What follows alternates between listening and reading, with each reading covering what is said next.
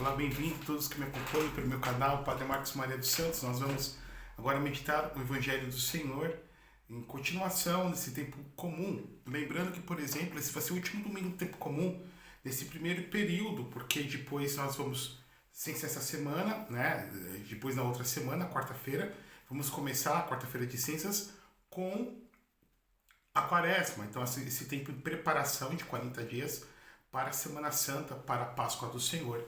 E depois, logo em seguida, o período pascal, e depois do período pascal que vai acabar em Pentecostes, nós reiniciamos, voltamos para o tempo comum, no qual nós meditamos nos milagres e nos ensinamentos de Jesus. Então vamos ler o Evangelho desse sétimo domingo do tempo comum. O Senhor esteja convosco, Ele está no meio de nós. Proclamação do Santo Evangelho de nosso Senhor Jesus Cristo, segundo São Mateus. Glória a vós, Senhor. Naquele tempo, disse Jesus a seus discípulos: Vós ouvistes o que foi dito, olho por olho, dente por dente. Eu, porém, vos digo: não enfrenteis quem é malvado. Pelo contrário, se alguém te dá um tapa na face direita, oferece-lhe também a esquerda. Se alguém quiser abrir um processo para tomar a túnica, dá-lhe também o manto. Se alguém te forçar a andar 1 quilômetro, caminha 2 com ele. Dá a quem te pedir e não vires as costas a quem te pede emprestado. Vós ouvistes o que foi dito: amarás o teu próximo e odiarás o teu inimigo. Eu, porém, vos digo: amai os vossos inimigos, rezai por aqueles que vos perseguem. Assim vós tornareis filhos do vosso Pai que está nos céus, porque Ele faz nascer o sol sobre maus e bons e faz cair a chuva sobre justos e injustos. Porque se amais somente aqueles que vos amam, que recompensa tereis? Os cobradores de impostos não fazem a mesma coisa? E se saudais somente os vossos irmãos, o que fazeis de extraordinário? Os pagãos não fazem a mesma coisa, portanto, sede perfeitos como o vosso Pai Celeste é perfeito. Palavra da salvação. Glória a vós, Senhor. Ave Maria, cheia de graça, o Senhor é convosco. Bendita sois vós entre as mulheres, bendito o fruto do vosso ventre, Jesus. Santa Maria, Mãe de Deus, rogai por nós, pecadores, agora e na hora de nossa morte. Amém. Que as palavras do Santo Evangelho perdoem os nossos pecados. Amém. Nós agora há pouco escutamos essa continuação do Sermão da Montanha, e que Nosso Senhor, Ele nos chama ao amor, né? Nos chama a praticarmos o amor. É muito interessante que Jesus parte da lei do talião. Então essa lei, olho por olho, dente por dente, essa lei que vem desde a época dos sumérios. Veja, estou falando aqui 4.000 anos antes de Cristo, quase, né? Perdão, né? 4.000 anos atrás, não chega a ser 4.000 anos antes de Cristo, 4.000 anos atrás, 2.000 anos antes de Cristo, por aí. E que nós tínhamos o rei Hammurabi. E já se encontraram estelas. Estelas são placas de pedra escritas, né, com escrita cuneiforme. Essa lei do talião, olho por olho, dente por dente. Então, a regra da justiça. Que nós depois, em 1250 anos antes de Cristo, então o talião, mais ou menos 2.000 anos antes de Cristo. Agora nós vamos para Moisés, mais ou menos 1.250 anos antes de Cristo.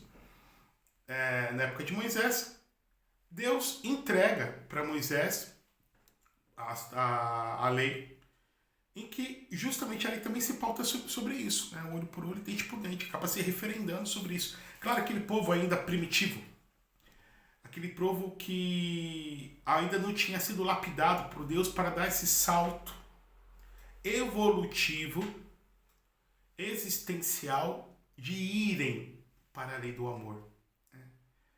Ainda estavam vivendo de uma certa forma uma espécie de barbárie. E aqui Jesus, nesse Evangelho, ele nos convida a darmos este salto. Ouvistes o que foi dito, né, aos antigos, né? Então, olho por dente, olho por olho, dente por dente, né? Se quebrar um dente, quebra o outro. Se te furar um olho, você tem direito de furar o olho do outro. E Nosso Senhor vem dizer: não. Se te derem um tapa, oferece a outro. Ou seja, não põe resistência à maldade, não põe resistência. Vença o mal com o bem. Vença o ódio pelo amor. Claro que aqui Jesus usa um orientalismo, né? Um exagero, uma alegoria exagerada para podermos cair em si. Evidente que eu tenho o direito a me defender se de repente vem alguém me atacar. A chamada justa defesa. mas ele vem nos convidar a darmos um salto nesse conceito mesquinho que nós temos de justiça. A própria palavra justiça,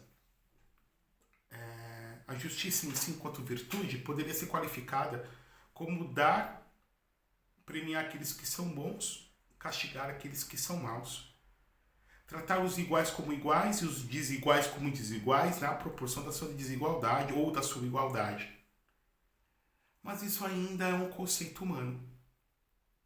É muito interessante, por exemplo, na mitologia grega, e a mitologia sempre, a gente pode tirar um fundo de verdade, apesar de ser mito, por ser algo que vem do imaginário popular, né? De uma inteligência, podemos assim dizer, popular de um povo. Redundante que o padre falou, popular de um povo, mas que vem de um inconsciente coletivo. Essa é a palavra que eu queria encontrar, né? E que você tem aquele mito da deusa Temis, né? Então, a deusa da justiça que está vedada, com os olhos vedados, e uma balança que está equacionada. Então, a ideia da justiça é justamente ter uma equacionalidade, você ter uma certa igualdade. Premio que é bom, castigo que é mal. Os olhos vedados, porque a justiça é chamada a ser imparcial, ou seja, não tomar partido de ninguém. Entretanto, nós sabemos que a justiça humana não é bem assim, né? É sempre falha. Até porque nós não temos todos os dados, por mais que você tenha um tribunal bom, um grande promotor, um advogado, se joga muito com a verdade, né? Em cima de quem paga mais, em cima de quem é que está sendo acusado, de quem é que está sendo defendido, quem é poderoso, quem é rico. A gente sabe disso.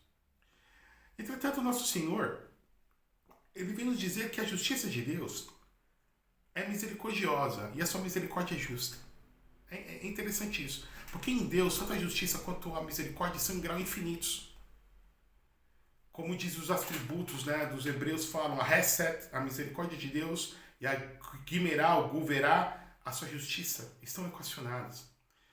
De forma que Deus, para ter misericórdia para conosco, ele, de uma certa forma, exerceu a justiça sobre o seu Filho, sobre Jesus Cristo, que levou sobre si os nossos pecados.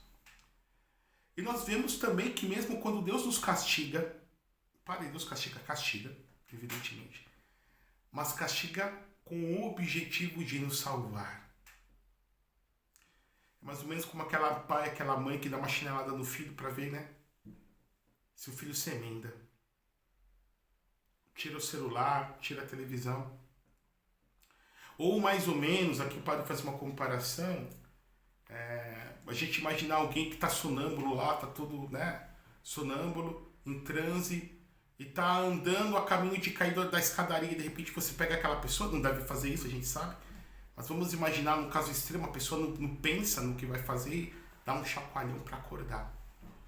Então muitas das vezes esses castigos é um chacoalhão na pessoa, para que a pessoa possa acordar da sua letargia do que ela está vivendo. Entretanto, Jesus, ele vem dizer para nós, visto o que foi dito, amarás o teu próximo e odiarás os teus inimigos, porém vos digo, amai os vossos inimigos. Rezai por aqueles que vos perseguem. Assim vos tornareis filhos do vosso Pai, que está nos céus, a semelhança com Deus. Porque faz nascer o sol sobre bons e maus, faz cair a chuva sobre justos e injustos. Jesus está falando para que nós venhamos a nos amar. Irmão e irmã, esse amor que nosso Senhor Jesus Cristo fala é o amor verdadeiro. A palavra amor é uma palavra tão prostituída, principalmente na nossa língua portuguesa e em contexto de Brasil. Nós usamos amor para tudo, não é verdade? É para tudo, até para pecados baixos se usa a palavra amor. Os gregos, eles tinham várias palavras para cada tipo de sentimento que eles experimentavam. Então, por exemplo, este amor entre pais e filhos, eles chamavam de storge. Esse amor, amizade, ou seja, gostar das mesmas coisas, detestar as mesmas coisas. Como Santo Tomás de Aquino fala, amizade é amar as mesmas coisas, detestar as mesmas coisas. Amor por afinidade, eles chamavam de filia, amor-amizade. Esse amor que tem essa conotação egoística da busca do prazer, mas essa questão sensual também, a gente pode jogar no contexto entre homem e mulher, que sempre vai ter essa pitada de sexualidade. Se nós temos um homem hétero, uma mulher hétero, sempre vai existir uma certa tensão sexual nas suas relações, né? De julgamento, esse homem é bonito, essa mulher é bonita, atraente, isso, aquilo. Eles chamavam de amor eros. E existia aquele tipo de amor que era sublime, que não visava interesses pessoais. Esse amor que eles chamavam de ágape. Então Paulo, quando vai falar em 1 Coríntios capítulo 13 sobre as virtudes, ele fala que a maior virtude é a caridade. Essa caridade, a maior virtude é o ágape. Este ágape, este amor com que Jesus Cristo fala para nós que o Pai nos ama e que nós somos chamados como Pai a nos amarmos também. E aqui está uma coisa muito interessante, que quando nós nascemos numa determinada época, nós nascemos num determinado país, nós nascemos numa determinada cidade, numa determinada família. Segundo a providência de Deus, nascemos dentro de um contexto de relações, de relacionabilidade, um contexto em que nós vamos ter contato com certas pessoas, não vamos ter com outras. Mas essas pessoas que nós teremos contato, segundo a providência de Deus, são essas pessoas que nós somos chamados a amá-las. E é interessante que Jesus, ele atrela a nossa salvação com as outras pessoas. Não dá para eu falar Pai Nosso se eu não falo Pão Nosso que nos dá em hoje. Ou seja, se eu tenho um Deus por Pai, cada uma das pessoas, cada um dos homens são meus irmãos. Na verdade, o que nós temos hoje na sociedade, se nós temos tanto problema de não existir fraternidade, porque existe uma fraternidade que não há um pai. Porque só pode existir uma fraternidade verdadeira. Eu só posso encarar um outro como meu irmão quando nós temos um pai comum, esse pai comum é Deus. Porque é Ele que vem nos irmanar entre nós. Então vejam, lá na primeira carta de João, o apóstolo vai dizer assim: não adianta você dizer que você ama a Deus, que você não vê, se você não ama o teu irmão a quem você vê. Depois, a gente pega, por exemplo, Mateus, o capítulo 25, nos sermões escatológicos de Jesus. Jesus falando sobre a sua vinda, sobre a parousia, sobre o dia do juízo, o juízo final, que ele diz que virá o Filho do Homem em glória e majestade, separará toda a humanidade entre os escolhidos e os condenados, os réprobos, entre as ovelhas e os cabritos. E qual vai ser a regra do julgamento? A caridade, o amor. Tive fome, tive sede, estava nu, estava na prisão, estava enfermo, fostes me visitar-me, foste ver-me, fostes dar-me de comer, dar-me de beber, dar-me de o que vestir. Ou não foste me ver, não me deste comer, não me destes de beber, não foste visitar-me. E todas as vezes, Jesus vem concluir que vocês fizeram ou deixaram de fazer isso a um desses mais pequeninos. Aqui abre parênteses a cada um de nós, porque na verdade todos nós somos pequeninos aos olhos de Deus. Foi a mim que vocês fizeram ou deixaram de fazer. Então a regra que nosso Senhor vem nos colocar é nossos relacionamentos entre nós, entre aqueles que passam na nossa vida. Como dizia um grande o escritor francês Antoine de Saint-Exupéry, que escreveu O Pequeno Príncipe, Exupéry, dizia que todas as pessoas que passam na nossa vida passam por providência de Deus, e elas vêm e elas vão, deixam um pouquinho de si e levam um pouquinho de nós. Então, nós podemos fazer e devemos fazer este exame de consciência se nós estamos sendo pessoas que acrescentam na vida do outro, ou pessoas que tiram, pessoas que destroem. E aí, meus irmãos, minhas irmãs, é necessário nós superarmos essa lógica humana. Como Jesus vem dizer, né? Você emprestar quem te empresta, você amar a quem te ama é fácil. Porque também os pecadores, também os imperfeitos fazem isso, também os maus fazem isso. Mas aqueles que não nos amam, amar os inimigos. E o amor aqui não significa que eu vou ser amigo do meu inimigo, mas significa que eu quero o bem dele. Significa que eu vou rezar por ele. E um grande sinal de que nós perdoamos alguém ou não, se nós amamos essa pessoa ou não, é quando nós rezamos por essa pessoa. Porque a nossa oração só vai ter eficácia e sentido quando nós rezamos em prol do bem de uma pessoa. Porque as orações que nós fizermos para Deus castigar, para Deus prejudicar alguém, essas orações não têm efeito nenhum, elas não passam do teto da nossa casa, onde nós estivermos rezando. Então, ademais, devemos fazer esse exame de consciência. Estou amando? Amar o próximo que é difícil, porque o meu próximo está próximo de mim, com seus defeitos. E suportar, Paulo vem dizendo em Romanos, suportai-vos uns aos outros, suportar-nos mutuamente.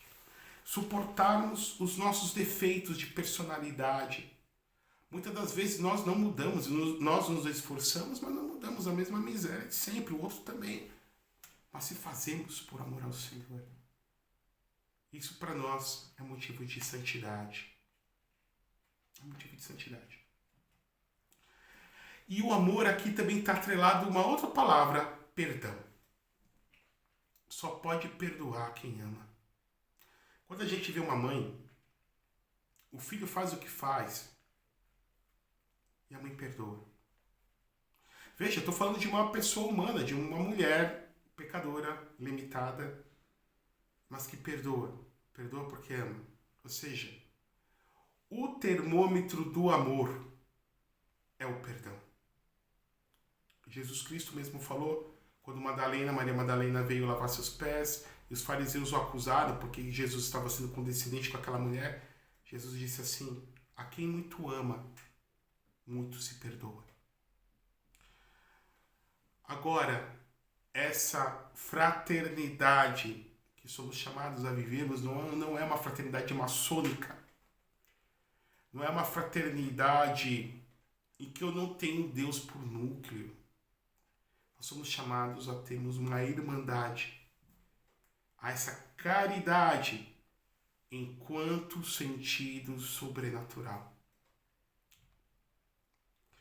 Havia um autor, um filósofo francês iluminista chamado Voltaire, François Voltaire, inimigo profundo da igreja.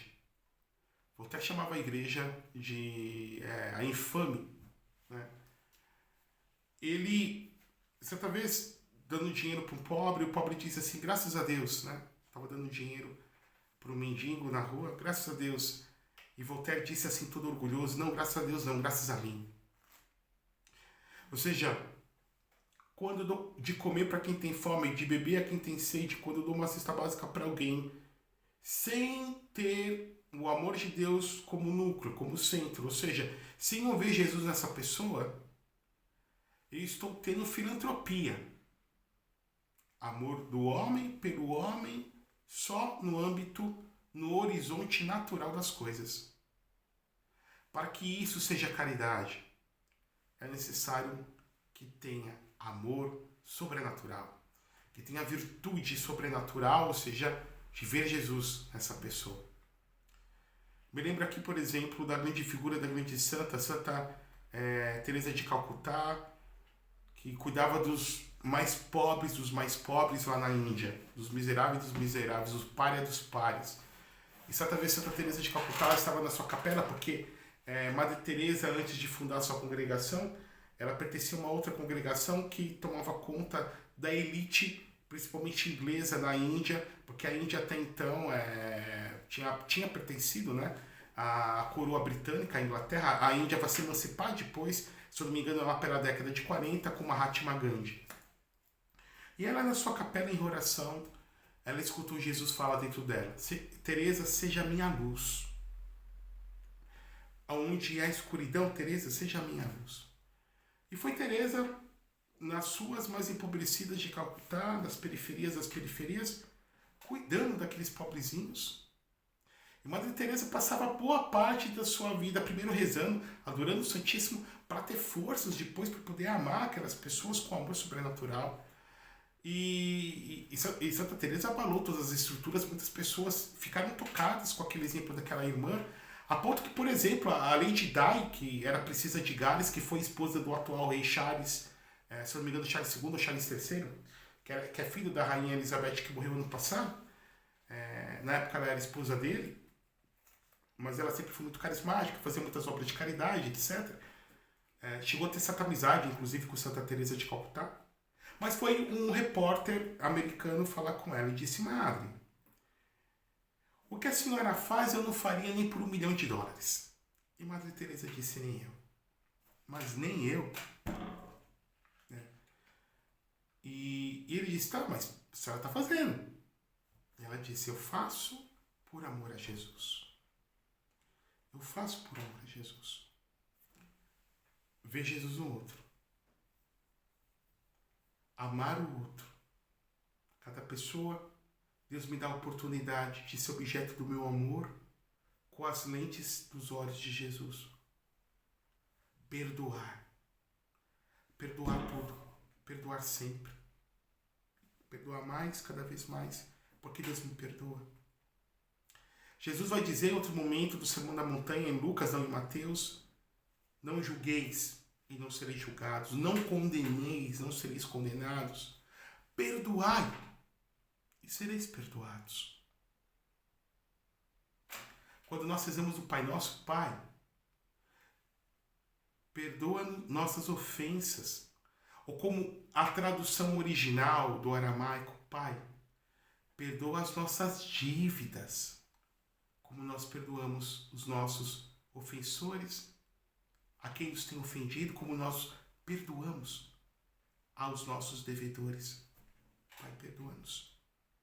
Quando Jesus na cruz diz: Pai, perdoa-lhes porque não sabem o que fazem, quando os carrascos crucificavam a Jesus, ou quando Jesus tem dois ladrões ao lado dele, um insultando, blasfemando e outro pedindo misericórdia. Nós estamos aqui por justa causa, porque erramos, porque somos criminosos, malfeitores, facínoras, mas este que está aqui conosco é santo, não fez nada para estar aqui. E voltando-se para Jesus, disse: lembra-te de mim quando estiveres no teu reino. Hoje estarás comigo no paraíso. Foi a resposta de Jesus. Vamos pedir ao Senhor que venha nos dar um coração contrito e humilhado. Um coração quebrantado. Como diz Santo Agostinho, só um coração quebrantado e humilhado agrada a Deus. Só um coração quebrantado e humilhado, ele pode ver no outro, no seu irmão. O meu irmão, tão pecador como eu, tão carente, tão necessitado de amor, de misericórdia como eu. E louvar a Deus, cada um que passa na nossa vida. E como nos diz ensina a igreja, né, é suportar os defeitos alheios, também é obra de misericórdia. Por fim, o padre queria fazer um lembrete para vocês, dá o seu like aí, faz seu comentário, tá? E quarta-feira de cinzas, começamos a quaresma, ok? Então é dia de jejum e abstinência, né? Então, ou seja, vamos tomar uma refeição inteira e evitar não comer carne vermelha. Que o Deus Eterno Todo-Poderoso vos abençoe e vos guarde, por intercessão da Virgem Maria, Deus Pai, Filho e Espírito Santo, e sobre vós permaneça para sempre. Amém.